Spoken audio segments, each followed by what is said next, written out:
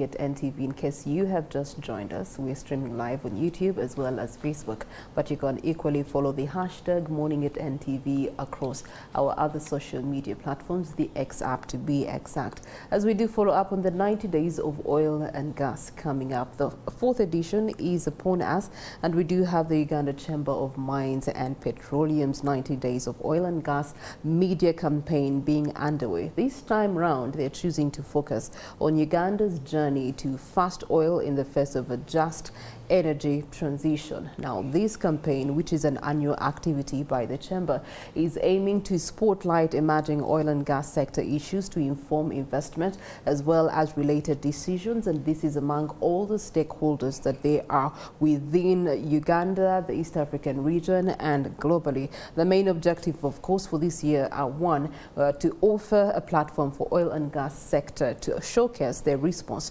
to the environmental, social and governance requirements. The other objective that they do have is to provide a platform for the government and its partners to check the oil sector actors on their response to the international ESG standards, and also to provide a space for sector players to update the country on the progress of the oil and gas sector project ahead of its first oil in 2025, which is approximately 6 months from today.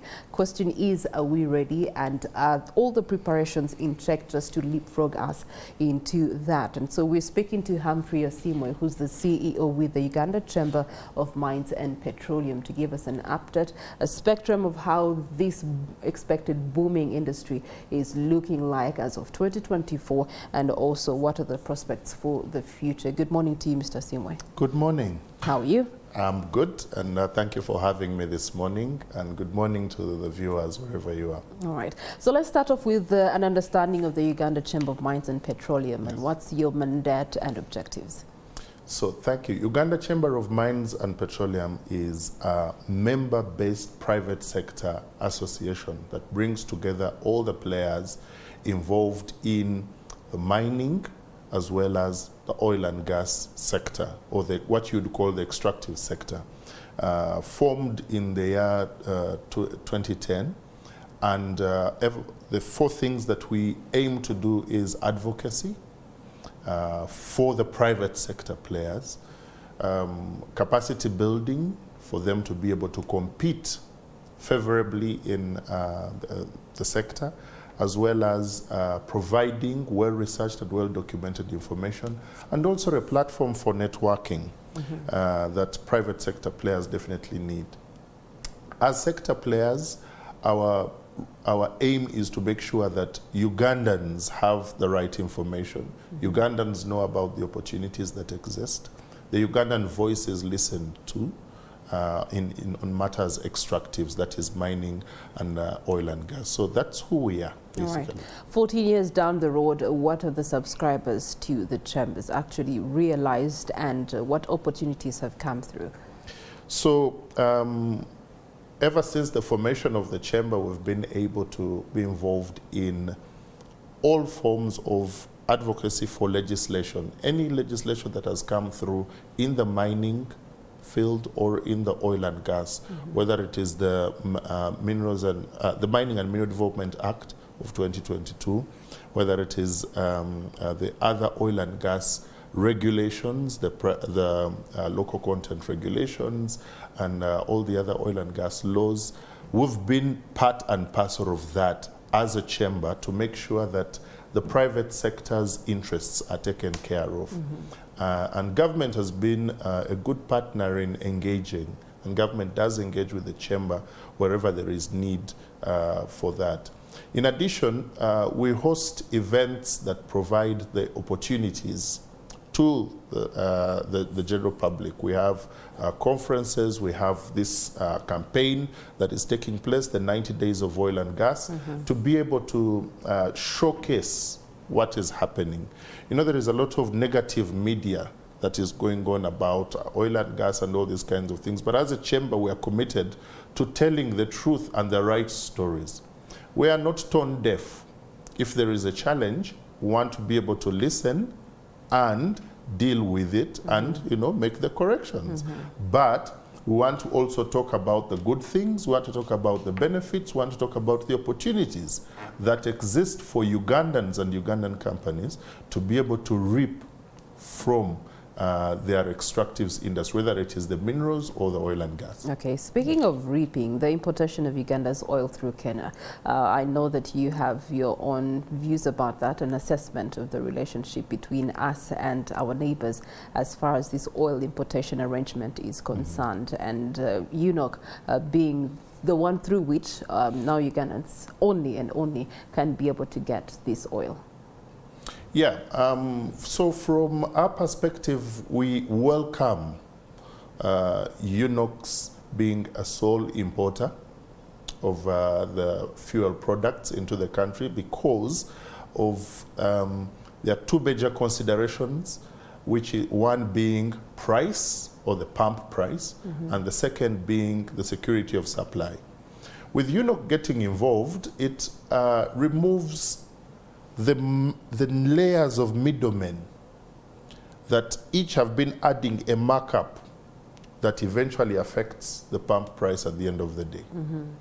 And so having UNOC, which is a Ugandan company, government, okay, that is doing the sole importation and then selling to the oil marketing companies, okay, without all these other, you know, costs imputed or put in by the middlemen, we expect that eventually the pump price will be a fair one, okay? It will be one that Ugandans will benefit from, in the sense that any direction that the price of fuel goes in Uganda, the economy goes. So we're expectant that eventually the pump price will come down, will be fair enough because of this.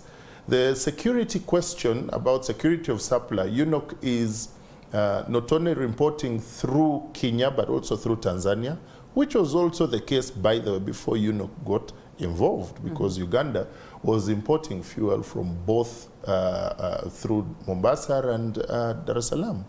But then also, there is work going on to put up fuel terminals or fuel storage terminals within Uganda, so that the question of security of supply is settled. We can be sure that we won't have destabilization in case any of the routes, you know, has an issue. If Kenya goes into some kind of riots, God forbid, and you have disruption of supply through Kenya. Which we've already seen every time we have elections on the other side. Yeah. So it's a very welcome move, and we do believe that with the team that is running all this in UNOC, we should be able to experience some benefit, especially on pump price. On pump price, yes. The question is, when will that pump price actually be adjusted?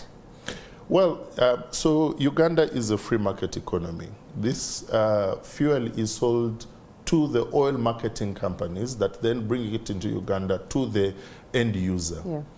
The oil marketing companies are also allowed to mark up, okay, because they are into business. So the expectation is, if they are buying the fuel from UNOC at a lower cost, then they should be able to adjust, and they themselves are not, you know, they themselves are not greedy, if I could use the word, to keep the price as high as it has been. So when can we expect that to happen? Well, it should not be very long, but time will tell. And as the private sector, as the chamber, we are definitely keenly watching to see and to advise and to engage where we need to. Speaking of advising, I know that you've had engagements with the local marketers, and so what are some of the issues that have come out from their voices, and what are the solutions around them, so that either side of the table is comfortable with the decision being made? Of course, some of the local marketers had their preferred sources, okay, for whatever reason, and engagements have taken place with the UNOC team and with the oil marketing companies in Uganda to be able to make sure that whatever questions or queries are responded to, so and that culminated into MOUs between the oil marketing companies and UNOC to make sure that they continue doing business, which have taken place. Our hope and prayer is that Ugandans and Ugandan companies may take this opportunity and get involved as oil marketing companies. Because when you look at the oil marketing companies that we have in Uganda, not too many are Ugandan, okay? And so we are hoping that Ugandans can make use of this opportunity and get involved, because as a chamber, one of the things we really are keen on is local content, that Ugandans benefit and there is value retention in this economy. Okay. Now, there's also environmental sustainability that should be a poignant conversation. You do have community welfare also that has to be embedded within these discussions, which begs the question of how are we aligning, especially as local content that you have referred to, in order to support and build the oil and gas sector? Yeah, and it's a very important discussion, because we have one planet, and it's important for us to take care of it. So what is happening is that companies that are involved in the oil and gas sector, whether it is the upstream or midstream, are required more than ever before to have the environmental, social, and governance considerations, from a policy to different parameters and work plans around ESG, as well as ESG reporting, to make sure that they are taking care of the environment, they are taking care of the social issues, and they are taking care of the governance issues. It's very important for us as a country, so that we can manage our carbon footprint. We can have an oil and gas project or projects running that have the lowest carbon footprint, so that at the end of the day we are taking care of our planet. You talk about community issues, which are very important, because these projects happen where people live, okay? And it's important that the people in those communities, away from national content, but the people in those communities benefit. That the person who is growing tomatoes 1 kilometer away from an oil and gas project is able to sell those tomatoes to the project. That the person who is going to school 2 kilometers away from the oil and gas project has benefits in terms of, you have instances where schools have been refurbished, electricity has been connected, water has been sorted in those places, things that would not have happened if the oil and gas projects had not gone there.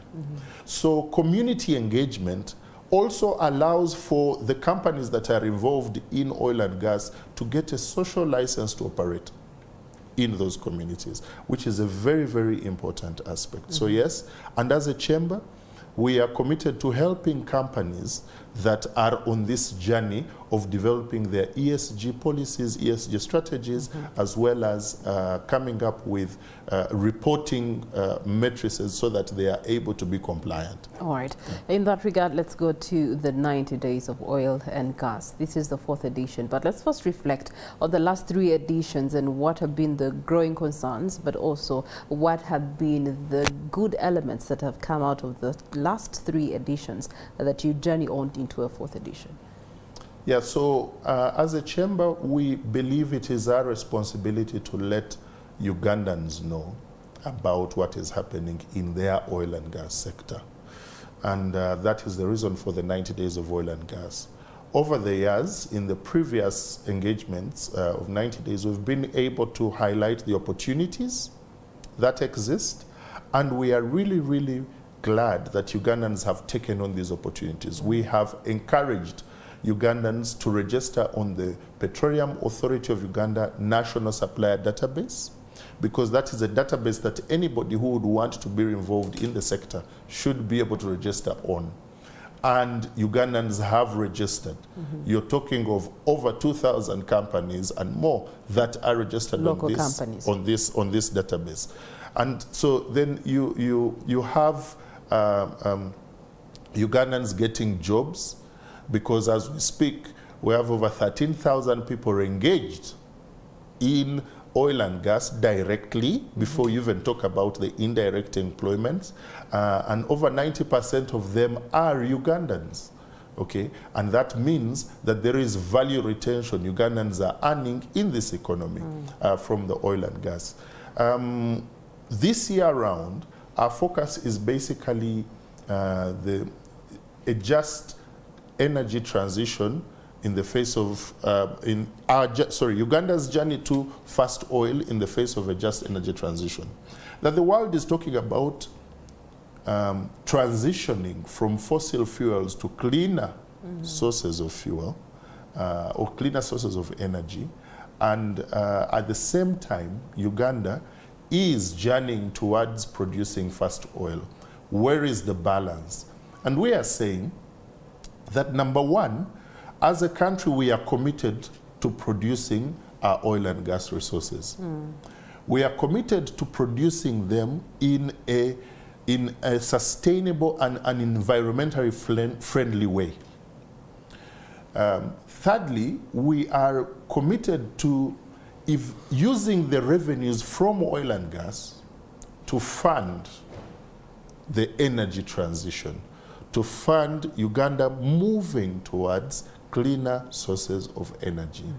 Because if you look at what the government has done through the Ministry of Energy and Mineral Development, that has come up with an energy transition strategy of the country that focuses on producing 52,000 megawatts of energy to power industrialization. This is by 2050. In that journey, there are other sources of energy that need to be installed. You're talking about nuclear, you're talking about solar, you're talking about wind, you're talking about geothermal.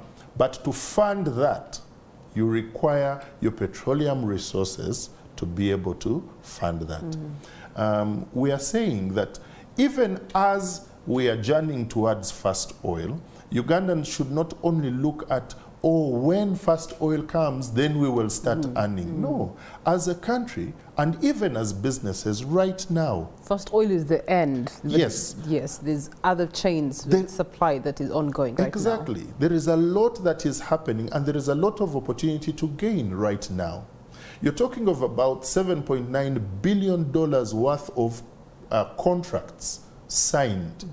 But of those, about 1.9 billion are to Ugandan companies, because our focus is to look at the local content number. Direct contract and subcontracting. Yes, you're talking about the different tiers where Ugandan companies have plugged in and are benefiting, because the regulation is very clear that you have some ring-fenced services that are ring-fenced for Ugandan companies.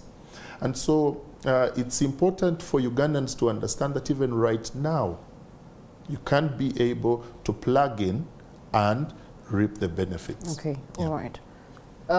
We also know that at the end of the day, there's got to be a lot of compliancy. How are Ugandans responding to that? We're kind of very slow in wanting to adopt, especially where it meets international standards. Ugandans have been compliant. They have been good at, stepping up. Compliance has a cost, has an initial cost, in as much as eventually there are benefits at the end of the day. As a chamber, through our conferences, through our workshops, through these kinds of campaigns, we have encouraged Ugandans and Ugandan companies to embrace compliance in matters of quality, health, safety, security, and environment. We are now pushing for environmental, social, and governance compliances. We are working with our members and the sector at large to be compliant to any regulation that may be required. Of course, at the very beginning, there was a bit of a lethargy. There was a bit of, we will get away with it, will be fine. Yeah. But as time went on, and as the message continued to come out that, look, this sector will only accept and will only embrace companies that are compliant, that you as a company, okay, if you're not remitting your NSSF for your staff, then don't expect to be part and parcel of the oil and gas journey. If you as a company are not paying your fair share of taxes, then don't expect to be part and parcel of the oil and gas journey, because it's important that you are complying. And with time, they did, get involved. Of course, we have done as a chamber, and we continue to do capacity building with different partners to be able to assist companies grow their potential to comply. Okay. But yes, without compliance, oil and gas is only a pipe dream. All right, so the 4th edition is upon us, 90 days of oil and gas. More details into when it's happening, who is targeted, and the stakeholders, both state and non-state. So the 90 days of oil and gas media campaign is already taking place. And some of these engagements that we are having are part and parcel of that whole campaign. And the target basically is for everybody to know, Ugandan, non-Ugandan. And the reason we are saying even non-Ugandan is because, some of the voices of Stop EACOP are people seated somewhere, not in Uganda, who are looking at this small project in the middle of, Africa and saying, no, stop EACOP, stop that. And we are saying to them, okay, here are the facts. So we are targeting anybody who is interested in the extractives industry, anybody who is interested in oil and gas, to be able to know what is taking place. We are targeting Ugandan businesses to know the opportunities that exist. This campaign continues to happen online, continues to happen on X Spaces, continues to happen on X and on other online platforms.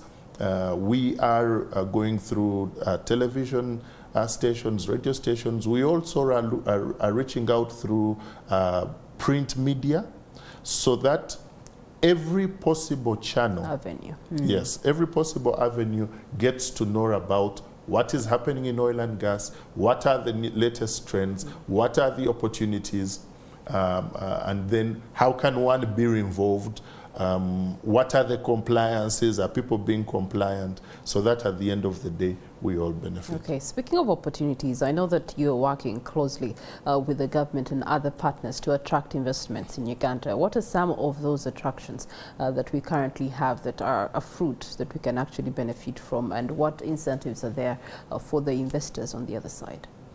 So for the oil and gas sector in Uganda, first of all, it is a pretty new sector, and with the geomagnetic surveying and the surveying of this country geologically, there are also other finds of other potential finds of oil and gas. And so the message that the government, that is the Ministry of Energy and Mineral Development, the Uganda Investment Authority, the Petroleum Authority of Uganda, putting out to the world is, look, Uganda is ripe for investment. Uganda is streamlined in terms of how an investor can come into this country and will get registered. Uganda Investment Authority, Uganda Registration Services Bureau, URA, and have a one-stop center where you only walk in and, in one place, you're able to register your business, you're able to get the information you need about this country. If you want to talk through licensing and things of that nature, you will be properly guided without, any kind of middlemen or any kind of, any tax-related aspects are also dealt with, and there remains very good incentives for investors to come into this sector.